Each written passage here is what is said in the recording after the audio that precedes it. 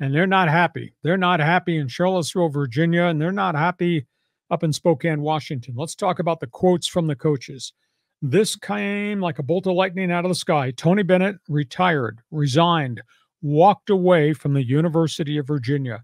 And his farewell press conference was pretty much to the point about what's happened now. Everything has changed. These are the quotes from Tony Bennett's press conference about the state of the game, the changes in the rules and how you get players, the long-term effect, the sport is not healthy, the critique, aka condemnation of the NCAA for having no oversight and giving no direction about the NIL and the transfer portal. And he just admitted, I'm not all in on basketball anymore because the sport's not healthy. I mean, it was a shocker. His career record, he won 1 NCAA title. He won 6 ACC titles at Virginia. His record's like 363 and 163, and he walked away from the sport. That's defined him. So that was a stunner. Meanwhile, the Pac-12 basketball preseason conference was in Vegas, and Mark Few had a lot to say. The Gonzaga coach, Bulldogs obviously are coming to the Pac-12 2 years from now. He made reference to Tony Bennett. You will see more of this, talking about coaches waking up in the middle of the night and saying, not me. I mean, look at the list. Roy Williams, Jay Wright, and now Tony Bennett. And Mark Few admitting what I signed up to be as a head coach at Gonzaga. It's a much different job than I signed up for. And he says, coaches are waking up to the reality. You either adapt or die.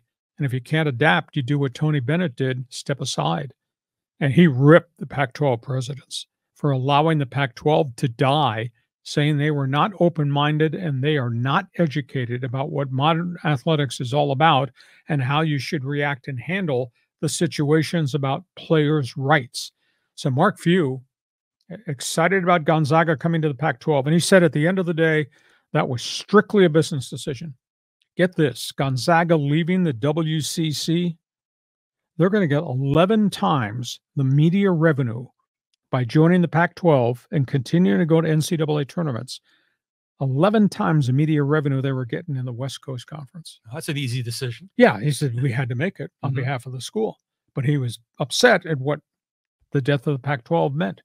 So that's interesting story there. So your reaction, Tony Bennett, your reaction to the Gonzaga coach? Well, I think a lot of these coaches are old school, and they're, especially basketball has such a tradition of like old school mentality coaches.